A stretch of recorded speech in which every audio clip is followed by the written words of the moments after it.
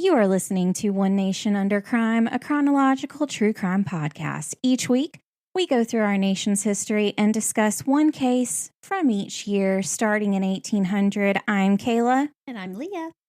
And it is spooky season. Spooky. Woohoo! We were actually just talking about this, and we both love spooky season. Well, I probably a lot more than Leah. Yeah, I mean, I like to decorate for Halloween. I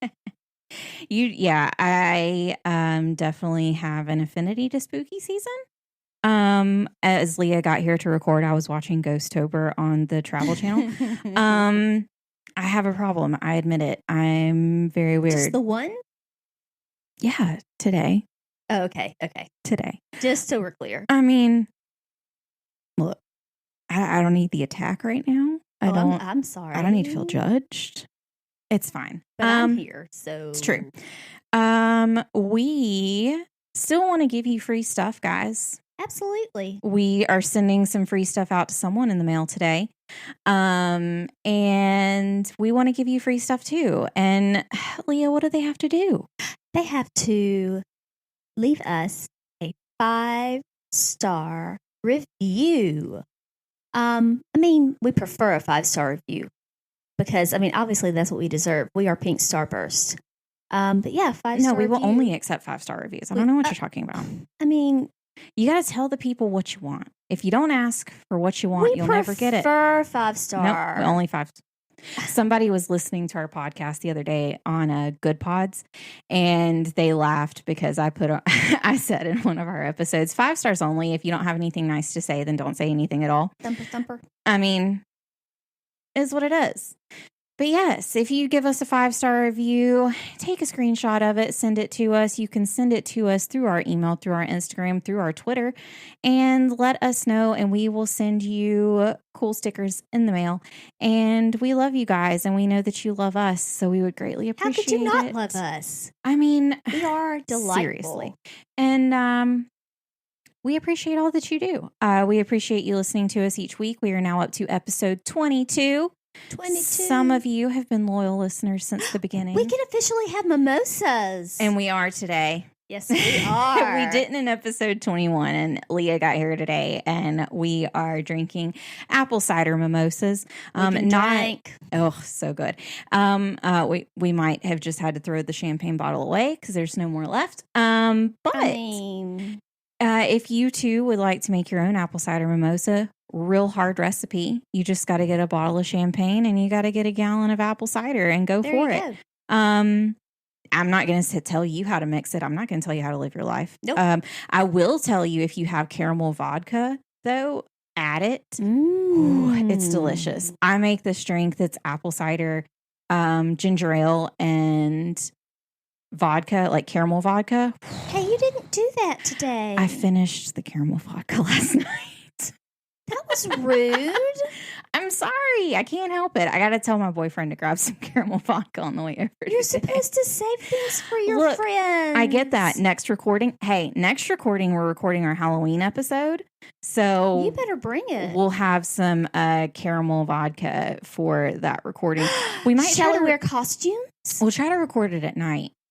Ooh. We have, unintentionally, I was telling Leah this when she got here today, unintentionally, I somehow made all of our episodes for October spooky. I don't know how I did it. I don't know. It was subconscious. It was well, and the thing is like I didn't plan that when I did these episodes. Yeah. I really didn't. And then when I was researching them, I was like, Oh, okay. So we have some good episodes for you in the month of October. We discussed before how Leah and I love spooky season. We love fall. We are fall people. I'm more winter just because I love cold. Fall is like... My hair looks great when it's cold. That's true. You're getting to the season where you don't have to worry so much about... the frizz. Yeah, My hair is really curly. Y'all have not seen Leah yet. Leah has red curly hair. Think of like Merida. Merida. Our Scottish murder friends are laughing at us right now too. But so it's not as long as it used to be, but it's still like you still have long curly hair. Yeah. Well, if I cut it short, we talked about this in the last episode when you had a bob. It was bad. It was a bad time for all of us. Middle school's bad. Like it just sticks out as far as it is long. And Leah was in the band. I was in band. I see the photo so clearly in my head. If you are old enough to remember the Fry Kids from McDonald's, that was me. And I had glasses, and they were round. So I was called Fry Kid and also Mushroom because that's what my I'm hair sorry. looks like. I still don't eat mushrooms I love to mushrooms. this day. Nope. My boyfriend, we've kind of talked about this on a previous episode. My boyfriend's a cook, and not like an actual professional chef, but he should be, because he's that good at cooking, and it's amazing. And that is what I benefit from in this relationship. And he gave me. She hasn't gained weight though, so that is a miracle. Is true. And that is honestly a miracle. We've been together for over a year now, so that is truly the miracle that it should be. He always jokes because usually by the time he cooks, I'm always like, I'm starving, and he's like, "What did you eat today?" And I I didn't eat a whole lot because I'm real ADD, and if I'm working and I'm focused on one thing and I took my medicine, I just kind of forget about other things. How do you forget about food? And especially if I'm at work, I don't think so much about it. Well, I say that, but now that I've started taking medicine, and I got here and I said, I picked up some Chick-fil-A on the way because I realized I haven't eaten today. I pulled out the champagne, and Leah goes, "I gotta eat before." let me scarf my chicken nuggets because it would be bad for all of us True. if I don't. Leah's wine glass is the smaller version of my wine glass. I don't think she noticed yet. Okay, I'm drinking enough. I have this cute little wine glass that was from Pier 1 that I got in when we did our Secret Santas for the office. And you got your own? No, I didn't. Someone else got me. That was the other year. Yes, and somebody else got me. And so it's this cute little raccoon with his little hands by his mouth, and it says "Who Me," and it's precious, and they're my favorite glass. It's very cute. Leah knows how much I love a good wine glass or a good pint glass that has an animal on it. Yeah, how many wine and or pint glasses or just glasses did you get when we went to Hamilton? I bought 2 coffee cups, a pint glass, and a shot glass. And the shot glass says, "I'm not throwing away my shot." And then the pint glass says, "Raise a glass to freedom." And my boyfriend saw it and he goes, "They really knew what target audience they needed when they made that, didn't they?" And I was like, "Yeah, they did." No, but Leah bought me 4 years ago, maybe. She bought me this pint glass that had an otter on it, and it was my safety comfort glass whenever I was in a bad mood, and I used it so many times the otter's gone. Oh no! And it's so sad. And so now it's just a plain glass with nothing on it. You used to be able to kind of see the outline of the otter. It's gone. It's a really sad. I don't like to talk about it. I didn't know that it happened. It did, and I've had guys seriously. She won't look me in the eye. I can't. I'm so sad. She's not even looking at me. I'm so sad. I didn't know it had happened. I know what to get her for Christmas. I'm not an emotional person, guys, but I have weird emotional attachments She's got to things. eyes. I do. It's so sad. Oh no. That's Leah, okay. I know what to get you for Christmas, baby. It's okay. It's been in my Amazon cart for a while because I found put it in your wish list. I found the same cup, and so I'm making sure that it doesn't. I got it to start with. I know, that's why I found it. And so it's been sitting in my Amazon save for later cart for a while. But anyways, I have weird connections to specific things. For my birthday this year, not only did Leah buy me a muff, but she also purchased. She bought me an otter. Well, she adopted me an otter. I did. And so I have an adopted otter. I have a big problem with otters. You don't have a problem. You have an obsession. So one of the that's true. So one of the podcasts that I listen to, Leah and I were just talking about it before. And I know, guys, if y'all listen to our podcast, you have to listen to them. They're not as they cuss a whole lot more than we do. We don't cuss. So I do. On this podcast. On the podcast, we don't. If we ever have a live show, it's going to be real hard because I'm going to have to tell people, look. You don't have to worry about me, friends. I'm pretty much PG. And I'd be like, all right, don't bring your kids, period. Your kids shouldn't be listening to a murder podcast, but I'm not here to tell you how to be a parent. My kid, anyways. One of her books that she bought from the book fair was Scary Stories from Under the Bed, and I was real proud. The other one was Mermaid. What was it? A mermaid cookbook for either mermaid or unicorn. Something no, like it was mermaid. Okay. It's like mermaid cookbook or something, and I sent Leah a photo of the mermaid cookbook and of the she's well-rounded. She is. So, but yeah, if we ever have a live show, people are just going to have to accept the fact that I probably will have partaken in some drinks before the live show because I get real nervous, and just gonna have to accept that they're just gonna really hear us unscripted. Well, I mean, we're unscripted anyway. I'm just more tame unscripted. But so anyways, Leah adopted me an otter, and I did. So this podcast that I listened to called "And That's Why We Drink" with Christine and M. They did an episode last year. I want to say it was November or December of 2020 that they did an episode, and M covered, I think it's called a kushtaka, which is like, they say it's like an otter, kind of like, how's the best way to describe it? That is a new word to me. I do not know. Bigfoot, but like an otter. Interesting. So like a human-sized otter. Oh my, that is terrifying. It is not terrifying. It would be my best friend, first of all. Oh my gosh, that's terrifying. Then Christine on the show, she's like I am. She gets like real emotional even thinking about certain animals, and she loves elephants. Like she has an elephant tattoo and all this stuff. Well, she really loves otters. And so M was like, do you still want to really love them, or like, can I continue? And Christine goes, can I just love them for another second? And then she proceeded into the, children won't understand what this means, so it's fine. Otters are necrophilic towards their own kind. Oh my. And and they might be slightly Stop now. aggressive. Stop now.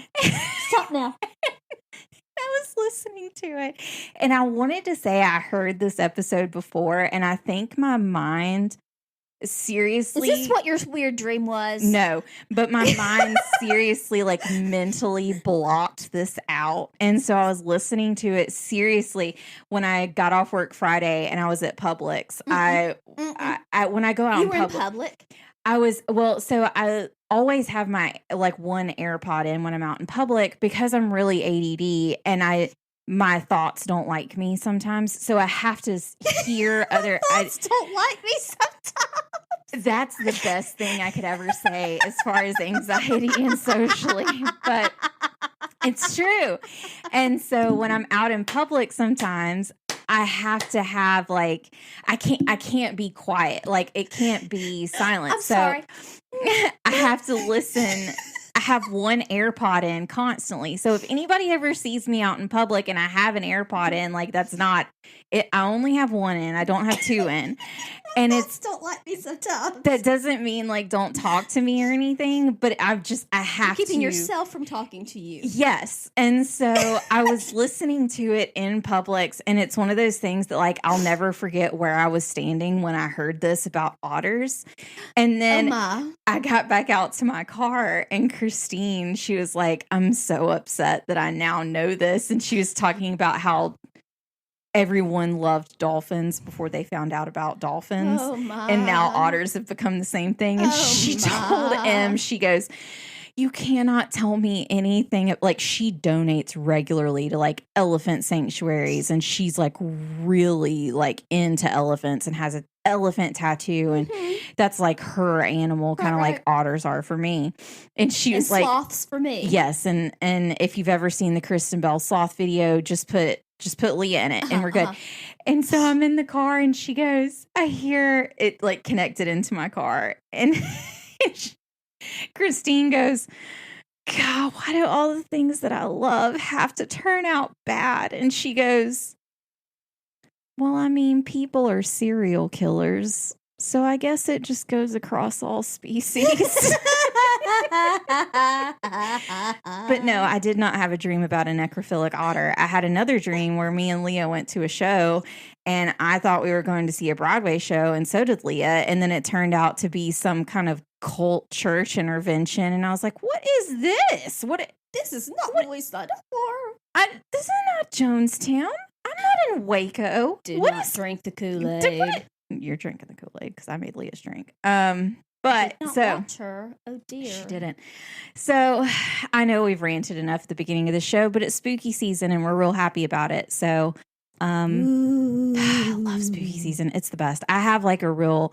For those of you who don't know, we've discussed how Leah and I are very different as people. And it's real. I'm Galinda. She is Elphaba. True. Which I loved. We had a review this week that someone did of us, Rocky, and we love them. And the review was so sweet. It was like, you can really tell that they're friends. And I was like, that's true. Because we're so mean to each other, but we love each other. So, yeah. No, I didn't have weird dreams about that. I have weird dreams in general. But not about that. So other than that, Leah just terrified me, saying that she saw a person. Well, it could have been a ghost. Oh, the back gate is open. I'm sorry. The back gate's open. Yes. Freaked me out. Sorry.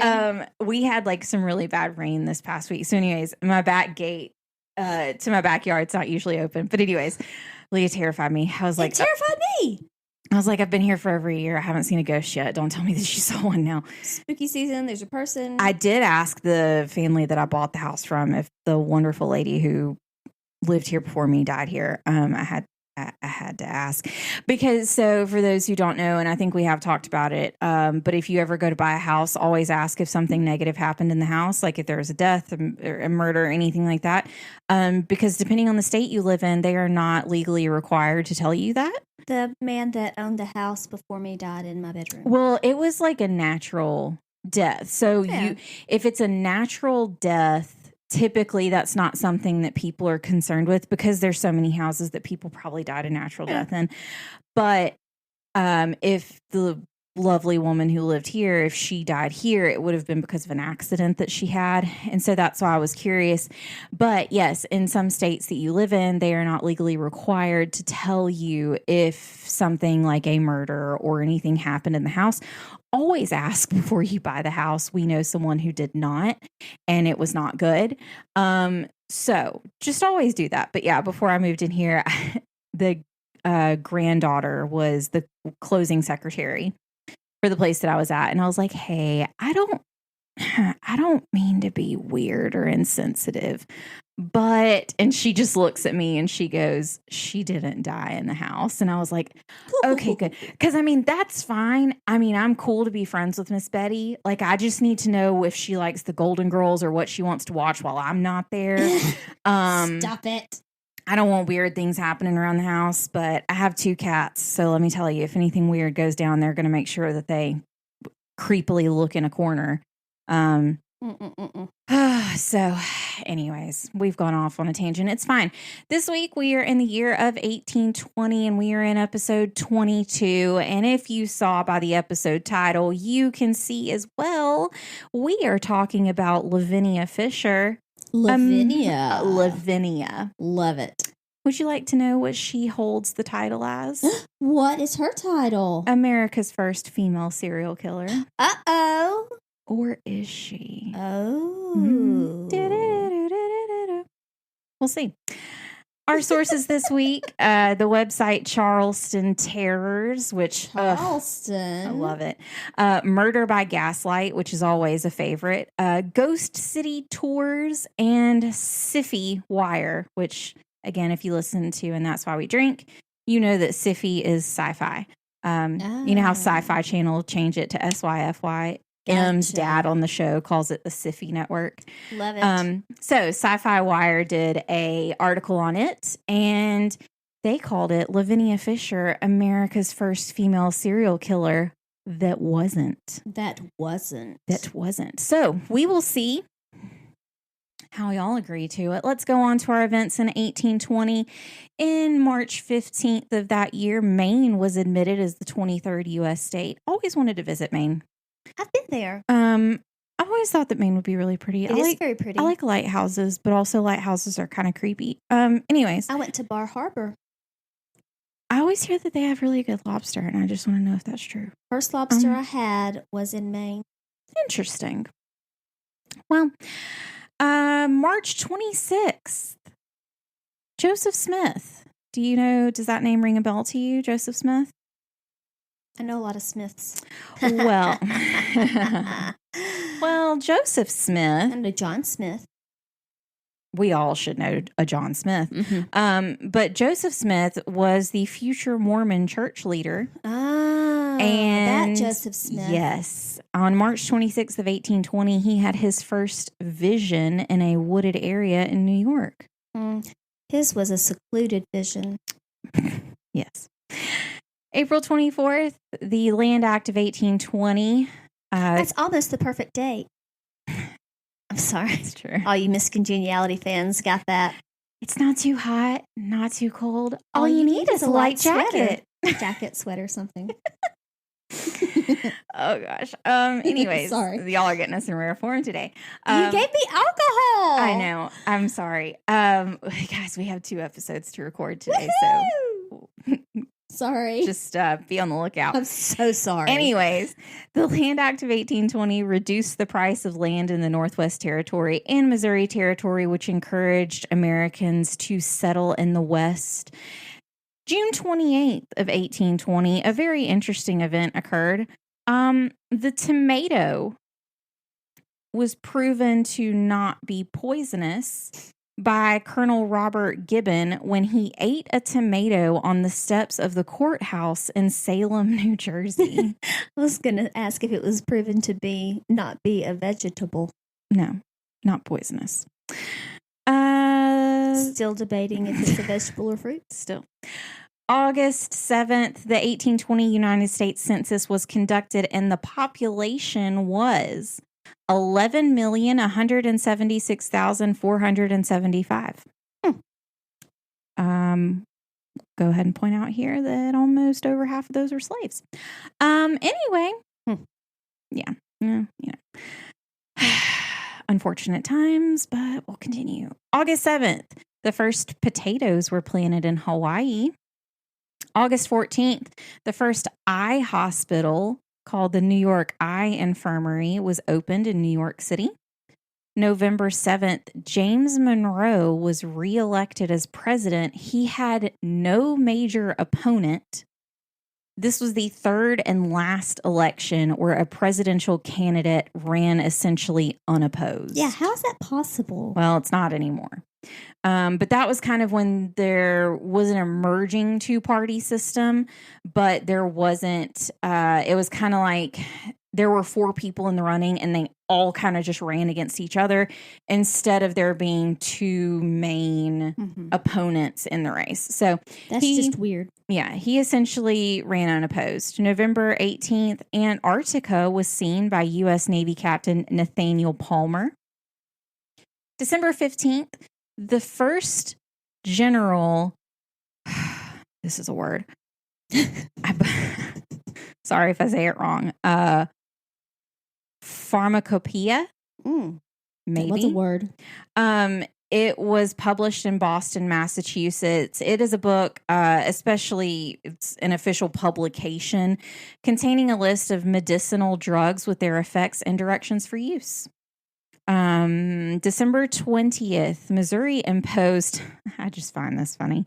Missouri imposed a $1 bachelor tax on unmarried men between the ages of 21 and 50. $1, which wasn't a small amount of money then, but they had a bachelor tax where if you were a bachelor, you had to pay more money in taxes, which is just funny. Interesting. So was there a spinster tax? No. Huh. So the same year, Mount Rainier also erupted. That's what's now in Seattle, Washington, or what is now considered Seattle, Washington. It's not like the mountain moved. I was going to say. And in the same year, Indiana University was founded as the Indiana State Seminary and renamed Indiana College in 1864, and then later renamed Indiana University. Yes, for any of those who are following up from one of our very previous episodes, probably 8 episodes ago, yes, I have now seen almost all of the Indiana Jones movies, except for the last one because my boyfriend says that it's garbage and he refuses to let me watch it's it. It's so sad. Like there are a couple funny lines, but really, you don't need to sully. You put his Shia reputation. LaBeouf in a movie. Anyways, No, we were but watching. it was, what were we watching? Clear and Present Danger, and of course Harrison Ford. And I was like, we were watching it, and I went, I get it now. He was hot. I mean, Harrison Ford. He was very attractive. Anyways, that scar on the lip. I mean, ugh. So our births in 1820, February 15th, Susan B. Anthony was born. I know her. She is an American social reformer and women's rights activist. She became the New York State agent for the American Anti-Slavery Society. She was an Aquarius. March 24th, Leah's about to laugh. Fannie Crosby was born. We were discussing earlier the word Fannie and how, yes, we are well aware the different terminologies of that word in different places, because we were discussing another word that means something quite different in Australia than it does here. So Fannie Crosby was born. She was an American mission worker, poet, and lyricist. She wrote over 8,000 hymns and gospel songs. Wow. They were published under 200 different pseudonyms because publishers were hesitant to publish so many with the same name. Interesting. Yes. Anybody who is a religious person or took part in going to church when they were younger, you would know Fannie Crosby as the person who wrote the song Blessed Assurance. Oh, that's one of my favorites. And she was Aries. So April 8th, we have John Taylor Johnston. He was an American businessman and patron of the arts, president of the Central Railroad of New Jersey, and one of the founders of the Metropolitan Museum of Art in New York City. So, MoMA.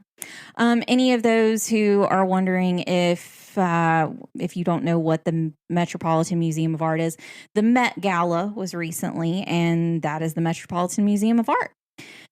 He was an Aries. Such interesting attire. I know. To the gala there. Yeah. Which they always gave have interesting memes. They have themes every year. This past theme, lots of people didn't understand the assignment. No one understands the assignment every year because they always say what the theme is. No. Now, last year or the year before, the last time they had it, the assignment was understood. But this year, the assignment was not understood. My favorite meme of all time is the one of Kendall Jenner and Kim Kardashian, because Kim Kardashian was wearing completely all black, even covering her face.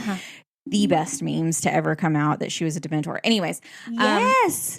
So funny. Had you seen it before I sent it to you? No, I had not. But, oh my gosh. But I thought it when I saw it. I was like, ooh. So awesome. I saw it and I was like, oh, Kayla needs to see this. So, Dementor. I saw one and it was Kendall Jenner. She had like her really beautiful, like white dress, like encrusted in Swarovski crystals and everything. And it said, it said how everyone sees me, and then it was Kim Kardashian in all black standing beside her, and it said my podcast playlist. It's like accurate. So April 17th, Alexander Cartwright was born. He is the founding member of the New York Knickerbockers baseball club in the 1840s, and he is referred to as the father of baseball. Interesting. He was also an Aries. I had a lot of Aries this week. All 3 out of the 4 were Aries. So interesting. Our deaths in 1820. February 5th, we have William Ellery. He was the signer of the Declaration of Independence and Chief Justice of the Rhode Island Supreme Court. September 3rd, we have Benjamin Latrobe. He was he was a British American architect who designed the U.S. Capitol in D.C. Interesting. September 26th, let's see. There's an American pioneer and explorer whose frontier exploits made him one of the first folk heroes of the United States. I didn't put who that was in here. Pretty sure it's Davy Crockett. Davy Crockett. I don't know. Who knows? Wild frontier. I didn't apparently put it in here, so. I lost that tune. I'm sorry. Huh? I lost the tune. It's all right. Didn't sound pretty. For those of you who don't know, Mercury retrograde has really hit us by storm over here as my laptop decided to die this week, and we're borrowing someone else's. So trying to do all of this in one take, and sorry, don't know who that American pioneer was. I would know the name. It was September 26th of 1820. Who? Anyways, I'll move on to the next one while Leah's looking that up so we can figure out who that was. September 26th of 1820? Of 1820, they died. September 29th, Bartholomew Lafon was a Creole architect, engineer, city planner, and surveyor in New Orleans, Louisiana. He had a double life. And while he was a surveyor of New Orleans, he also was a privateer, smuggler, and pirate. Did you figure out who died on that day? Daniel Boone. There we go. Just kidding. Not Davy Crockett. Not even close. Daniel Boone, named for Boone, North Carolina. That's what I always remember from Big Bang Theory when Sheldon's trying to figure out where he's going to move to. And he said, each year they have a festival commemorating their founder, Daniel Boone. And he goes, that sounds like too much of a party. So Boone, North Carolina's out. Anyways, so back to Bartholomew Lafon. Like I said, he was an architect, but also had a double life. He is buried. Double life. Yes. He is buried in St. Louis Cemetery number 1 in New Orleans. Number 1. Well, for any who don't know, here's a little, I really wanted our Halloween episode to be about St. Louis Cemetery number 1. And I was really hoping that it was like built in that year. It wasn't. It was built way before. Anyways, it was a whole thing. But St. Louis Cemetery number 1 is the most famous cemetery in New Orleans. I'm saying all this off the top of my head because this is just what I remember as a weird person that I am. That is where Marie Laveau is buried. She was a voodoo priestess. That's also where Nicolas Cage's resting place is. Leah's giving me weird looks. For any of those of y'all who don't know the weird stories about Nicolas Cage, he bought 2 mansions in New Orleans. He also bought a cemetery plot, and it is Leah, go ahead and Google it. Google Nicolas Cage's mausoleum. Go ahead. Why? Just you'll see when you see it. So we're going to cover her. But he bought 2 different mansions in the city, and this was after National Treasure. Well, he kind of didn't pay his taxes for those properties that he had, and they got taken back by the city. Well, there is one law in the United States that the government cannot take away your final resting place. So Nicolas Cage still has his grave, and it is in the St. Louis Cemetery number 1 in New Orleans. You can take tours of that cemetery just because I find cemeteries in New Orleans fascinating, and you can see his final resting place. And isn't it tacky? It is a pyramid. Pyramid. It's a pyramid. Oy. Yes. So, there are lots of famous, like really fascinating people who are buried in that cemetery. The main one that people know of is Marie Laveau. I do know that now. And yeah, she was a voodoo high priestess who was buried there. She's very, very well known in New Orleans. It said that she haunts a lot of places in that area. And then Madame Lalaurie, we will cover in a later episode. Leah, that will be an episode that she is not a part of, much like our Hart Brothers case, because Leah cannot handle it. But Madame Lalaurie had a mansion in New Orleans that is very famous. If you go on any ghost tour in New Orleans, you will see it, you will hear about it, and Nicolas Cage owned it for a short period of time. And he remodeled it. And I did know that. In lovely Nicolas Cage fashion, he covered everything in crushed red velvet. There's now a Texas oil tycoon who owns it, and he hates that people do ghost tours of it. So every year, he's not there very often, but the times that he is, it's like Mardi Gras and New Year's and stuff like that.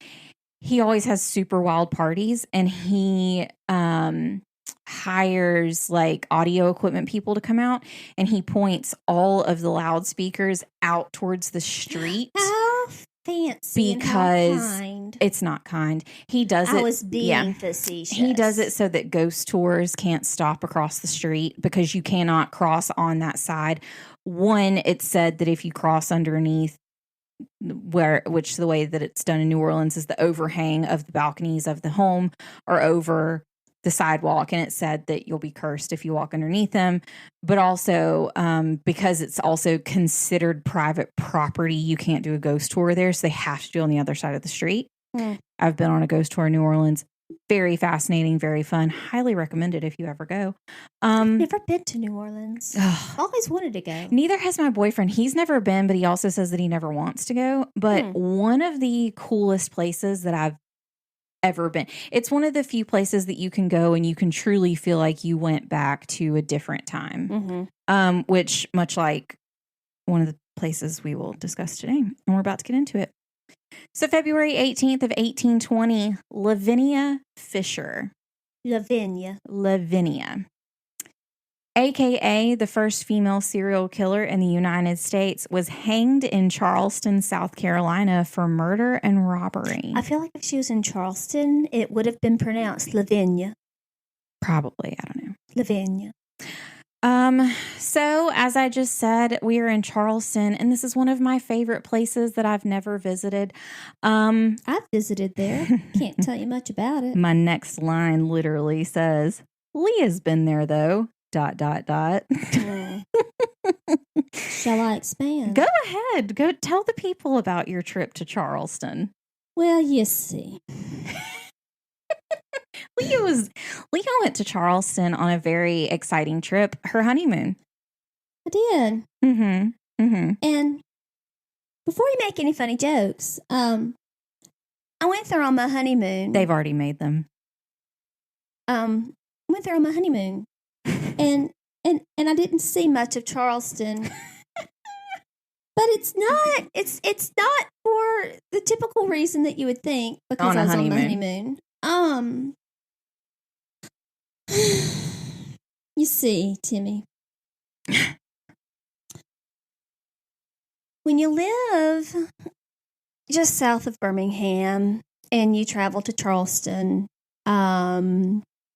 and you stop for lunch on the other side of Atlanta, there is a time change. And so when you stop at noon your time and you stop at a lunch buffet at a Pizza Hut when you are young and stupid, and your new husband decides he wants to get macaroni salad. Oh, I didn't know what the food was. I mean, friends, now I don't really love macaroni salad anyway. That's never been a thing that I have enjoyed. We have some in the fridge. Would you like to reminisce? I mean, I've never really liked it anyway. My husband does not eat it anymore.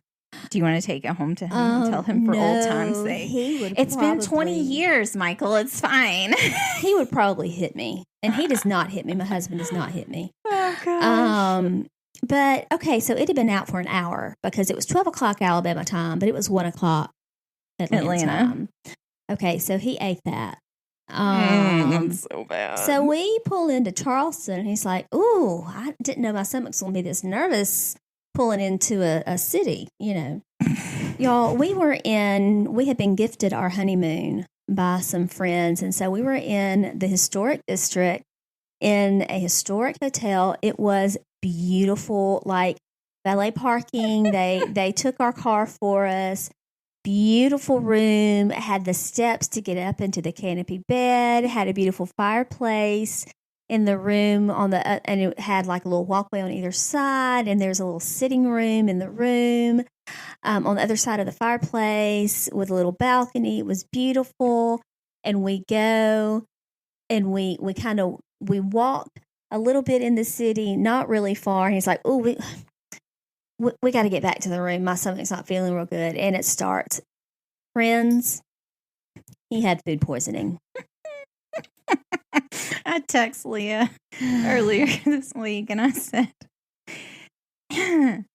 at no context whatsoever, I said, "Didn't you go to Charleston on your honeymoon?" So, all of Charleston that Leah did not get to see. For those of you who don't know, and Leah also does not know because she didn't get to see any of it. But Charleston is the largest city in Charleston County in South Carolina. Oh, we got to see one day of it. Oh, one day. Yeah. The last one. The last day. Like we spent like the whole time in the hotel room, and he wouldn't let me go and get him anything. Because, like, no, I'll be right back. Okay, I'll stay. It's fine. Yep. I was 21, and when it was at night that he was sick, and so he wouldn't let me go to the gas station and get him some Gatorade or anything. I talked to his mama more on our honeymoon than I did, before that. And I was like, well, I'm going to be a bride and a widow in the span of a week. So this is awesome. I hope you got life insurance. We hadn't done any of that junk. So by the way, Hawaiian Punch, not the same thing as Gatorade. Ooh, no, not at all. Oh, that sounds gross. It was bad. Oh, and locked myself out of the room. My key didn't work to get back in the room with said Hawaiian Punch, so I had to make him come open the door for me. It was all bad. So funny. Yeah, but that one day we shopped, and he was like, "Are we about done?" I said, "I'm sorry, you spent your days being sick, so here we are. We're going to do the market." So anyway, yeah, beautiful city from what we saw. We did a carriage tour, and it was great. I want to go to Charleston. I also want to go to Savannah. Savannah is beautiful. I did get him to take me to Savannah, and it was great. My boyfriend's from Georgia, and my boyfriend's been to Savannah because he apparently, when he was in college, dated someone on the city council. So anyways. Savannah's beautiful. From what I saw, Charleston is. I'd like to really get to experience it more. Well, it's so funny. It is south of the geographical midpoint of South Carolina's coastline on Charleston Harbor. King Charles II granted a charter of the province of Carolina in 1663, and one of the cities created out of this was Charlestown. Charlestown became the first comprehensively planned town in the 13 colonies. In May of 1718, Charlestown was taken over by the pirate Blackbeard for several days until he released hostages and left in exchange for a chest of medicine from the governor, Robert Johnston. In colonial times, the main industries were pine timber, tobacco, deerskin trade, and pitch for ships, which is tar. Yeah, makes sense. Eventually, the town went from Charlestown to Charlestown, and then eventually to Charleston. In the 1770s, the city had the largest population south of Philadelphia. Let's not get into how half of that population were slaves, but moving on. America's first theater building was constructed in the town in 1736, and today the Dock Street Theater is in its original location. We can't talk about Charleston without discussing the architecture, of course. Beautiful. Gorgeous. April 27th of 1838, Charleston had a major fire which burned more than 1,000 buildings and caused $3 million in damage at the time. Today, that would be over $88 million in damage. Wow. The buildings damaged accounted for 1/4 of all businesses in the main part of the city. Before the fire, there were very few homes or businesses that embraced kind of that Greek revival architecture. And once the city started to rebuild, there was a major cultural awakening, which built the Charleston that we now know today. So Gothic revival styles crept their way in, and you mainly see this kind of construction in churches in the area. So if you're thinking of a Gothic revival style, think of Notre Dame, kind of that really Gothic style of building, which cried when I saw Notre Dame burn. It was one of the saddest days of my life. Have you seen it? They're rebuilding. Yes. It's taken a while, but they're really rebuilding now. Fun fact for any of those of you who don't know, right after Notre Dame, caught on fire and it was really sad and tragic, the video game Assassin's Creed had built, they did a reconstruction of Notre Dame in one of their video games. It is so accurate to Notre Dame that the people rebuilding Notre Dame have been using the video game as a reproduction. That's cool. Yes. And they, for so many days after Notre Dame burned, the creators of Assassin's Creed made the game completely free so that people could see the inside of Notre Dame. Really? Yes. It was very cool. Very good video game for any of those of y'all who don't know. So this is another city, again, I could go on and talk about forever, as you can tell. There's so much that's fascinating, but Charleston is a southern town that really kind of embraces who they are and they celebrate it. It's well known in art, music, and in food. Charleston is known for seafood and pulls from Creole influences as well, with gumbo, low country boil, shrimp and grits, etc. Some of those across the pond might think that these things are disgusting. If you never tried shrimp and grits, just shut your mouth. I don't want to hear it. Because it's delicious. One of the best. I might get my boyfriend to make that this weekend. Ooh, I might get him to make scallops and grits. Anyways, I'll continue. The town's theater group is the oldest in the country and has been performing since 1931. They are called the Footlight Players. Music is a staple in Charleston, with it being a hub for the jazz community. I see that.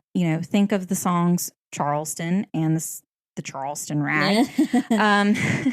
The Jenkins Orphanage was established in 1891 by Reverend Daniel J. Not Daniel Day-Lewis, Daniel J. Jenkins.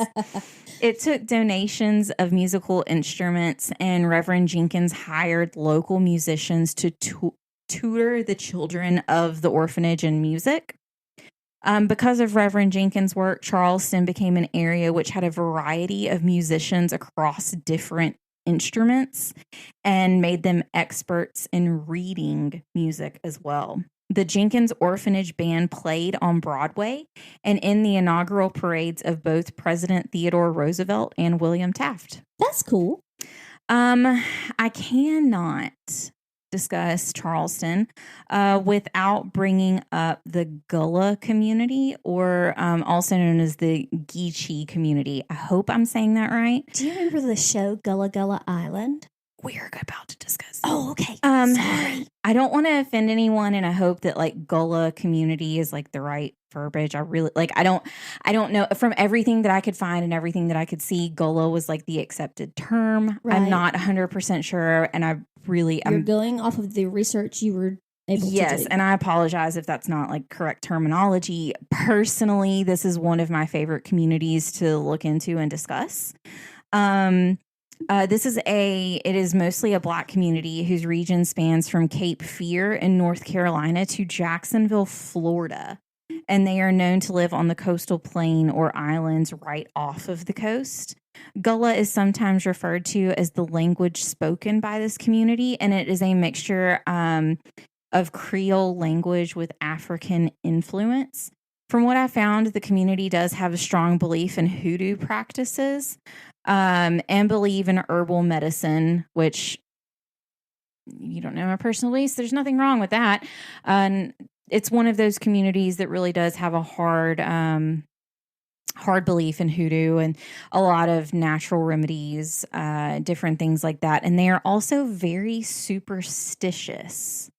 They originally had the custom of painting porch ceilings haint blue, and that's haint, Haint. And it is a beautiful color. Beautiful color. It is a pale shade of blue green, which is to deter haints or haunts, ghosts, and bad energy. The thought behind it is that it mimics the look of either water or the sky, which tricks the energy or spirit because it's traditionally believed that ghosts cannot cross the water. This is a superstition that many Southerners have taken on, but it was originally from the Gullah culture. And actually, that is very, very true. A lot of Southern homes will have a blue roof on their, like blue ceiling on their front porch. And it is really cool. It is a superstition. But it is really pretty too. It's very pretty. Just also like having an upside down broom beside your front door, which is also to keep away any bad energy in your home. And if you've watched... I've never heard that before. Yes. That's why as people, the cinnamon brooms that are out that are really popular during October, cinnamon and cloves and those kinds of smells are also known for like really good luck. And cinnamon brooms are also really popular at this time of the year because of that. But if you see someone who has a upside down broom beside their front door, they're typically superstitious because it helps keep away any negative energy from coming in the home. If you're also a fan of practical magic, you should also know that keeping rosemary by your front door also does the same thing. I did not know that. There is rosemary by my front door. Let's see. Some notable figures whose roots originate in the Gullah community are Michelle Obama, Trick Daddy, which everybody should know. You probably don't. But anyways, Leah doesn't know who that is. And Chris Rock.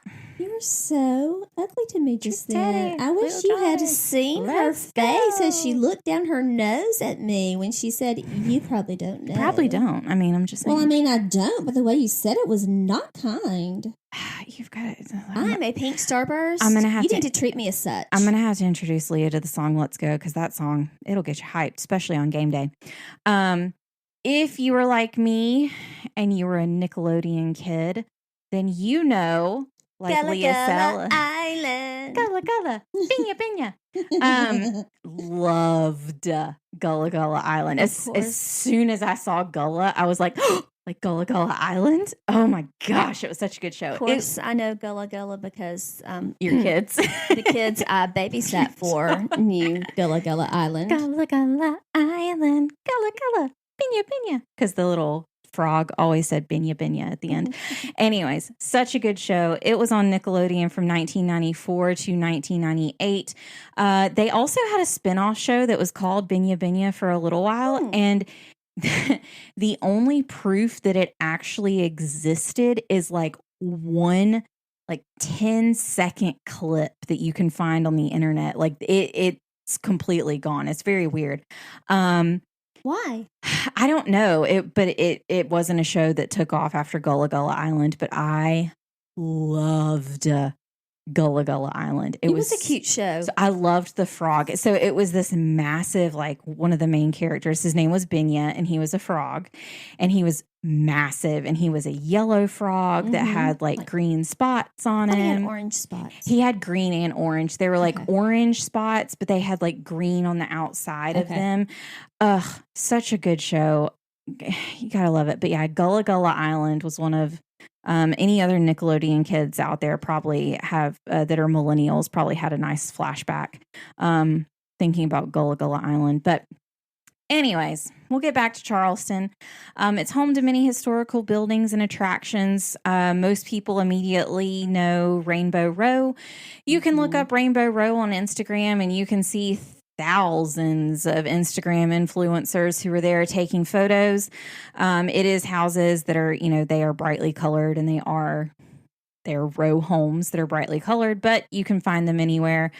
Just type in Rainbow Row and you will find them on Google. They're very, very pretty, very like pastel colored, bright houses. But they can only Gorgeous. be in the historic Correct. district. They can only be historically colors. specific colors, and they can't have pools. They can have ponds. I remember on our horse-drawn carriage tour, they were telling us, they could have ornamental ponds, but they couldn't have pools. Like it had to be historically specific. They all have to be historically accurate, and it all has to be approved by the historical board in the city.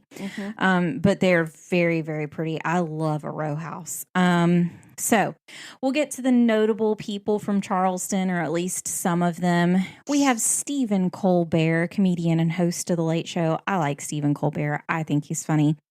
Leah's not going to know who this is. But Thomas Gibson, guys, and any of my Criminal Minds fans, you know him, you love him as SSA Aaron Hotchner of Criminal Minds. He was on there for several seasons before he left. He was such a good character. Everybody loves Hotchner. We have Shepard Fairey, who is a famous graffiti artist. He is the one who created the Obama Hope poster during the 2009 election. Very simple and crisp. He did a very good job on that poster. That is one of the most iconic, what do you call it? Campaign posters. It's very eye-catching. Robert Smalls, he's an American politician, publisher, and maritime pilot, born into slavery and freed himself. He went on to help convince Abraham Lincoln to accept black soldiers into the Union Army. And last, but certainly not least, a man whose name needs no further explanation if you love Hamilton like we do, John Lawrence. You know what? When you said that the guy convinced, I thought of Robert Smalls. I immediately thought of John Lawrence. For those of you who don't know, for those of you who don't know, John Lawrence, he was wonderful, but one of his biggest things that he wanted to do was create an all-black army. And then he died. Anyways, it's tragic. So we'll get on to our story for this week. The story of Lavinia Fisher is one that Charlestonians might know very well. If you were to go on any ghost tour, or if you look into the true crime history of the city, you will find Lavinia Fisher. Like everything else, there are a few stories to go along with the infamy of Lavinia. We're going to go through the more widely known and accepted story about her, and then we'll discuss the possible discrepancies afterwards. And she is a little bit of a controversial character. Ooh, that's always fun. Love it. In 1819, the country was still considered young, and highwaymen were rampant around a highly traveled area. We discussed highwaymen in the Meriwether episode and in the Harp Brothers episode. The Harp Brothers were known as highwaymen as well. They were not good people. No, they were. Highwaymen were essentially what the Hart brothers tried to be, with a lot less murder. Another good name for them would be like a road pirate, like a physical, or a dirt pirate, somebody who they kind of prey on people as they're traveling, kind of much like pirates would on the sea. Or if you want to just be plain and boring, you can call them bandits, I suppose. Not as fun of a name, but whatever. No, we had a horse named Bandit. It's a good name for a horse. His dad's name was Judge. It's a good name for a horse, too.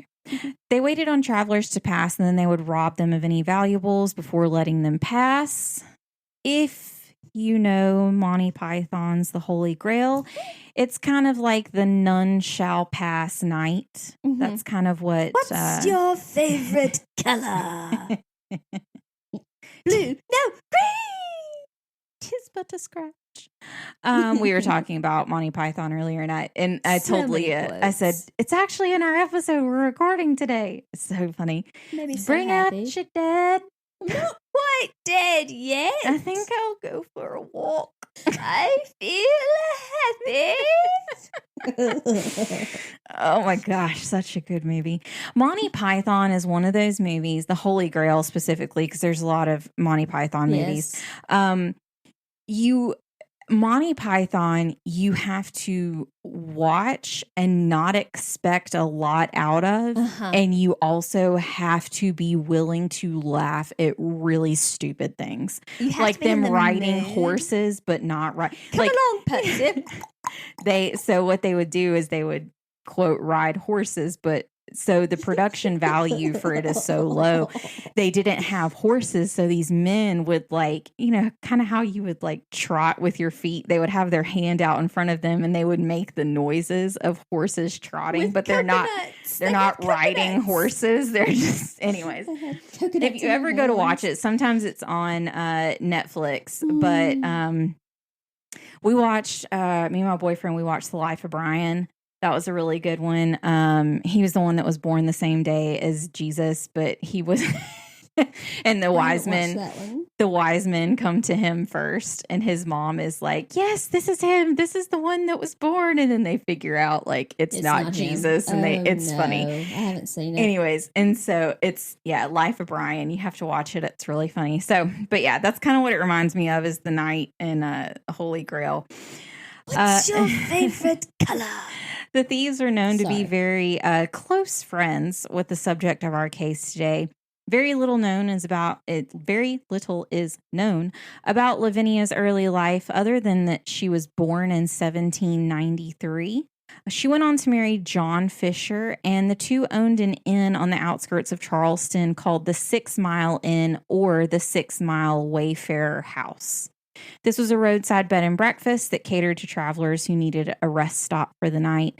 The inn had a place to put horses for the night, and you could grab a bite to eat and then some shut-eye. And those weren't the only things that took place here. Dun, dun, dun. Many inns had a prominent gambling scene, as well as, quote, other extracurricular activities of the bedroom sort. This wasn't the only inn outside of Charleston, though. They had similar names. There was the 4 Mile Inn. There was the 5 Mile Inn. There was the 7 Mile Inn. I'm sensing a trend. Theme. Charleston was a port town by this point, and it had never really had an ending stream of customers for the Fishers to look after. The best description of the inn comes from a song most everyone knows and loves. You can check out anytime you like, but you can never leave. Welcome to the Hotel California. Oh, look at you, girl. What a nice surprise for your alibi. Mirrors on. Okay. I mean, if we don't do it, girl. I love that's growing up. So my dad was a real big fan of the Eagles. My dad's favorite song was actually Desperado. But anyway, that's a good one. Desperado, and then his other favorite song is also my number one favorite song, which is Peace of Mind by Boston. Anyways, I will continue. So yes, you can check out anytime you like, but you can never leave is kind of one of the best ways to describe this inn. Lavinia was described as beautiful and charming, and these traits definitely helped her in business. She was wily. She definitely used her looks and charm to her and her husband's advantage.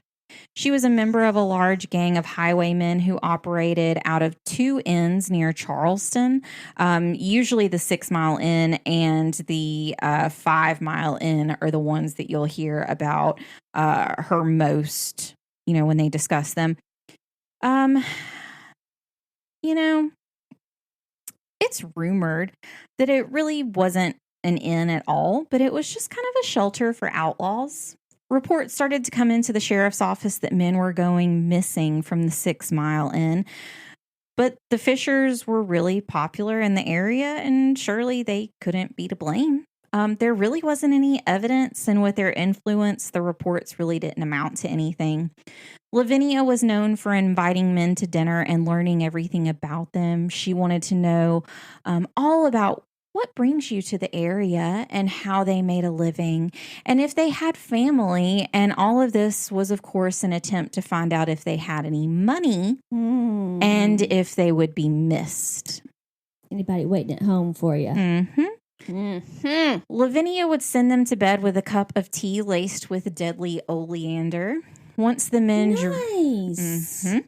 Once the men drank the tea and went to bed, trigger warning, guys, go ahead and skip forward. So they didn't drink the Kool-Aid. Nope.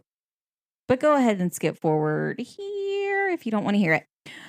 Her husband would slip into the room while the men were passed out and cut their throat and then stab them until they were dead. There is another rumor that the tea was only meant to keep the men asleep for a few hours, and when they were almost out, Lavinia would pull a lever, the bed would collapse, and drop the victim into a pit of wooden spikes. Oh, kind of like the Demon Barber of Seville here. Okay.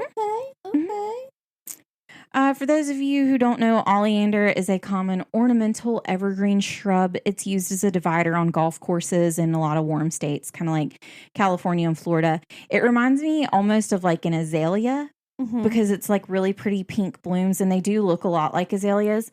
It's said to be toxic even when it's dry. And according to Colorado State University, a single leaf can be lethal to a child, although death is low in humans. If it's green oleander, it only takes 0.005% of an animal's body weight to kill cattle or horses. Oh my. And it can kill them almost instantly. This can be roughly anywhere from 10 to 20 leaves for an adult horse. Wow. Yes, so it's very deadly. The Fishers were anything but subtle. Since all of those missing had been last seen at the 6 Mile Inn, the sheriff had his eyes on them and was waiting for them to slip up. He needed hard evidence, and after all, at this time, there weren't forensics to go off of. And even if he found one of the Fishers standing over a dead body, it was just circumstantial unless he caught them in the act. Any of those of you who have seen, and I have to introduce Leah to it, John Mulaney, since they are both Virgos. John Mulaney has a skit where he talks about detective work in the old days, and where he comes into the room and he goes, I imagine they just went in there and they looked down and they went, look at that pool of blood. Gross. Clean it up. Get rid of it. It's really funny. So the investigation into the Fishers got so desperate that they even used a Ouija board to get information. What, they had Ouija boards back then? They did. Oh my gosh. They even used them to get information from beyond the grave. It's either a Ouija board or a Ouija board, depending on how you see. Fun fact, Mattel makes Ouija boards. The board game company. So anyways, be real careful if you ever use those people. I know it's spooky season, so just be real careful. Make sure that whatever you're doing with a Ouija board, make sure you just close that off before you get done with it. It's how a lot of places end up getting haunted. Just FYI. Stop it. I'm making sure that the people know this is spooky season. People like to do those things during spooky season. I'm making sure that none of our listeners become a cautionary tale. Okay? Thinking about them. Look, I'm into the spooky things. Leah's not aware of all of them, so I'm just making sure that our spooky friends are aware. All of them. Yes. Anyway, February 1819, a gang of vigilantes went to the 6 Mile Inn, hoping to scare the couple, thinking it might stop the disappearances. Vigilantes. Vigilantes. Was it a posse? Yes. Or a gang, if you will. Ooh. There weren't clear descriptions of what happened on that night, but they did make a fuss and get drunk before running back to Charleston. Of course they did. They did leave one man behind. It's unclear whether it was intentional or just a drunken mistake. They left a man behind? Uh-oh. It was intentional. Well, from what I see, there's two different stories. One says he was just kind of left behind in the shuffle. The other says it was intentional. They were not Marines, obviously. No. Either way, the man's name was David Ross. Anyways, I have a tie to the name Ross. So anyways, he was left over. And David was attacked by two of Lavinia's men and dragged off. Lavinia stood over the man as he begged for mercy, but instead of helping him, she pushed his head through a window and strangled him. Somehow, David escaped and ran back to Charleston to tell the sheriff what had happened. Lavinia don't play. There was also a fur trader by the name of John Peoples. He needed a place to stay for the night and stopped at the 6 Mile Inn.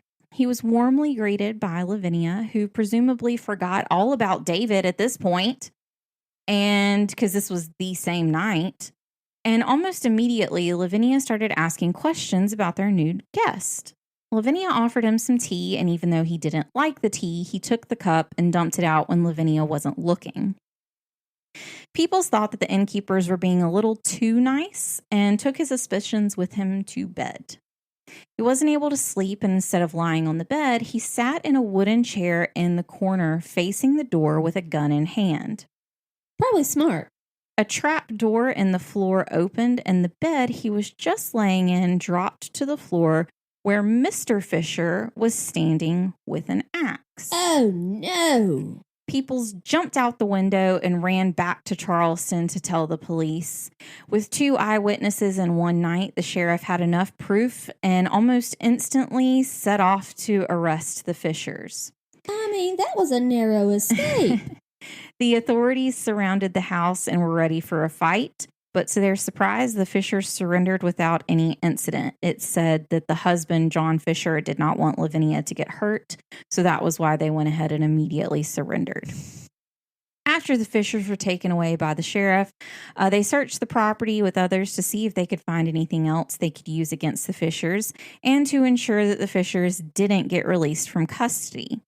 The sheriff went to the barn and found a freshly slaughtered cow, which was funny since a cow had been reported stolen just a few days earlier.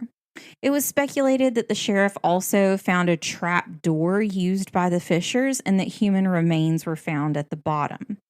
Once the sheriff was content with his findings, he ordered for the 6 Mile Inn to be burned down. Ooh, I mean, just burned. Burned. The couple tried to escape the jail via window with a rope. But when the husband, John, escaped and Lavinia was following him, a little bit of a trigger warning here, the rope broke and it almost caused Lavinia to inadvertently hang herself. Oh. The guards watched the entire event and laughed to themselves as they saw the event unfold. Lavinia finally fell from the rope she was hanging from, and she landed back into her own cell. Oh, no. John wouldn't leave Lavinia behind, and he went back to the jail where both he and Lavinia were put under tight security. It was an entire year from the time the couple were arrested that they were executed. During the couple's hearing, they pleaded of their innocence, and the jury was not having it and found them guilty. Lavinia begged the judge to let her live and said that the judge couldn't hang a married woman.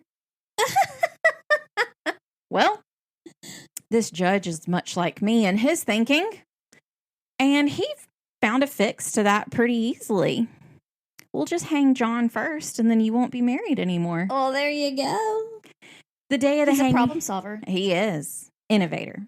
The day of the hanging came on February 18th of 1820, and in a very dramatic fashion, Lavinia insisted on being hung in her wedding dress. Oh my, it's dramatic. She reached the scaffolding screaming and pleading for her life and kept insisting that she was innocent. Once she realized no one was going to help her, it said that her face immediately turned cold and she went silent. She stepped forward and the executioner placed the noose around her neck. The last thing she said to the crowd was, "If anyone has a message for hell, give it to me and I'll carry it." Oh my. With her husband already gone, it was Lavinia's turn to follow. Slight trigger warning here for what happens next. Lavinia jumped off the scaffolding herself, where she choked slowly to death as the knot didn't snap her neck. Those in attendance said, quote, "Never have I seen such a wicked stare or chilling sneer. Lucifer himself was stoking the fires of the woman's sinister soul. Oh, my. But is any of it true? There is a lot of speculation that the story of Lavinia Fisher has been embellished and that Lavinia wasn't a serial killer at all. So we'll go into the other missing or possibly misreported facts of the infamous Lavinia. First is that Lavinia did get executed, but for highway robbery, not for murder. And she certainly didn't wear her wedding dress, which would make sense because if her house were burned down, she wouldn't have her wedding dress to hang in to begin with. January 17th of 1820 is when John and Lavinia were convicted of their charges, but the charges were for common assault and assault with intent to murder against David Ross, who is the man who was left behind, and convicted of highway robbery against John Peoples, who was the guest. Highway robbery at the time was a capital crime, and this was an immediate death sentence. Before the execution, John spoke with a priest before his execution. Kind of as you would typically do in these instances. He was coming to peace with the fact that he was being executed. But Lavinia refused and insisted that she was innocent still, and she didn't want to see a priest. The day of the couple's execution, John had, come to as much peace, I guess, as you can with your fate and walked to the scaffolding without a fight. Lavinia refused to get out of the carriage, and the guards had to drag her out, which is where she started pleading for her life and cursing at the crowd. Ew. The priest at the gallows tried to speak with Lavinia before she was hanged and try to make her peace with God. She yelled at the priest, "Cease, I will have none of it.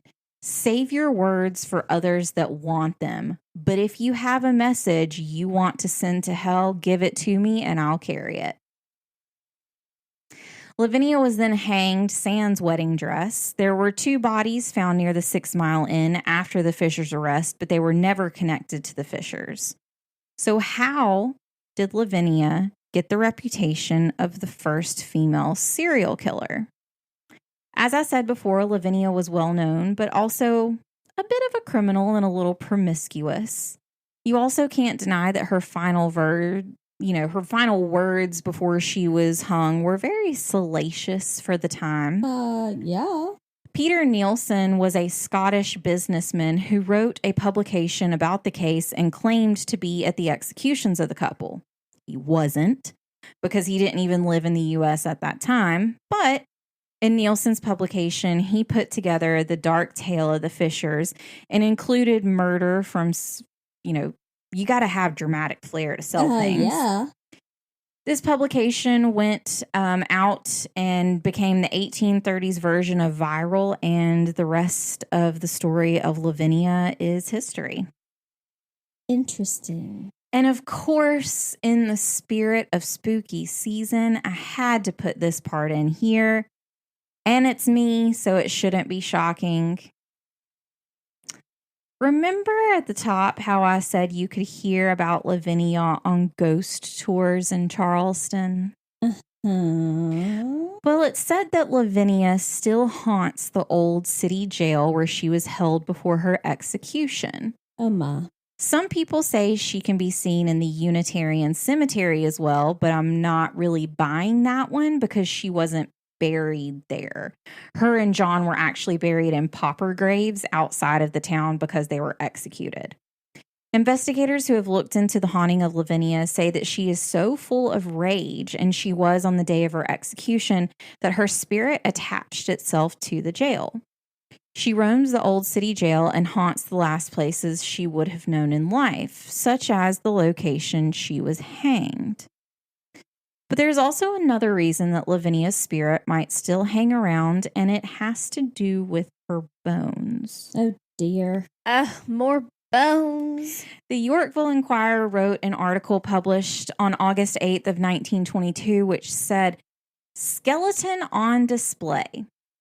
Why? Why must we display? Why do we have to see dead things? Why? Bury them. Just bury them. It said that Lavinia's skeleton was exhibited at the Charleston Museum at some point, but it was removed because it was out of order. Creepy. It's creepy. No. It's just downright dadgummit creepy. And the museum removed it to put it in the correct order before putting it back out. It was never put back out. Because it's creepy. But the Yorkville Inquirer also said that the couple's considerable curiosity was aroused over the continued disappearances of those who stopped overnight at the hostelry. It was found that the guests had been murdered and their bones buried in the cellar. So, is Lavinia angry of her wrongful persecution, or she's angry that people keep looking at her bones? Bury them. They can't find them now. They're gone. They never came back out.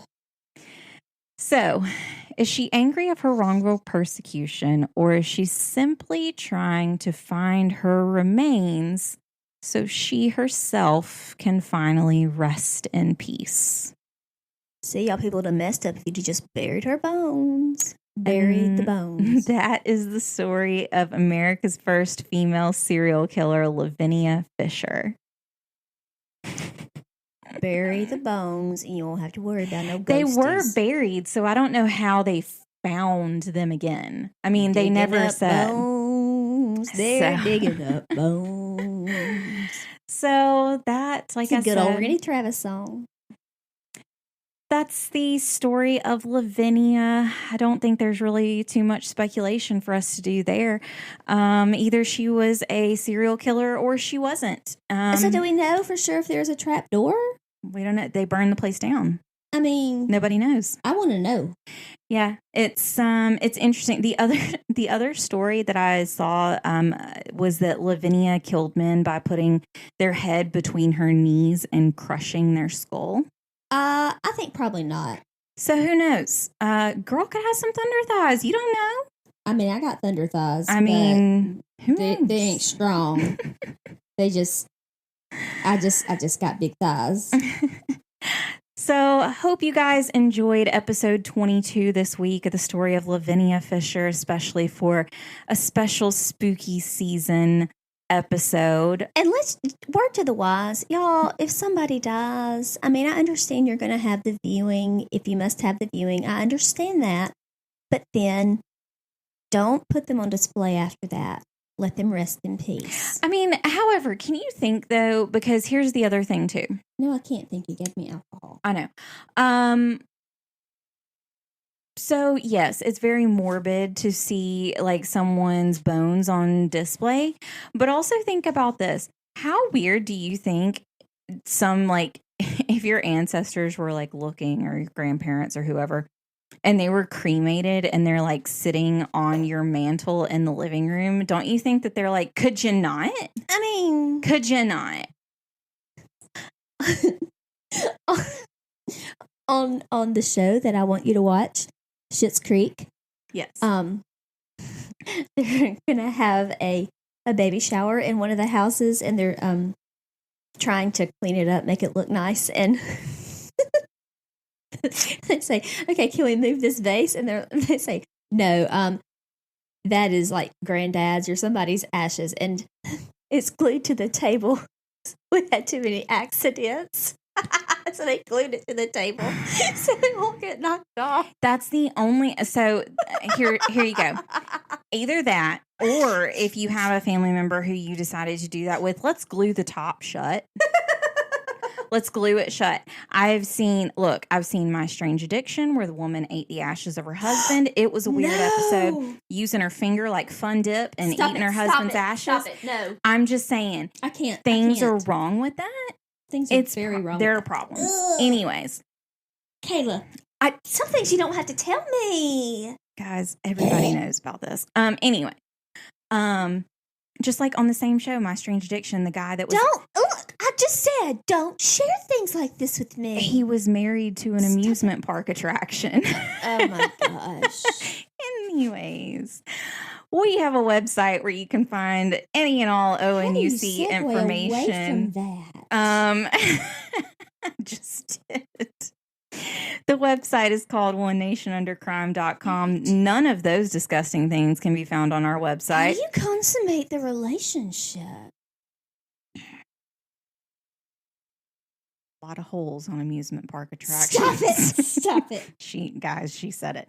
Anyways, it was rhetorical. We are One Nation Under Crime on Facebook and Instagram, and at ONUC Pod on Twitter. And we're unhinged. If you love our podcast as much as we do, please follow us and recommend us to your friends, family, coworkers, strangers on the street, and leave us a 5-star review on Apple Podcasts with a comment. And you, my friend, will also become the wonderful owner of an ONUC sticker. They're very pretty. We have a Patreon. If you would like to help with the cost of making and hosting the show, you can also find us there. There's a link in the show notes, but you can also go to patreon.com and just search for One Nation Under Crime.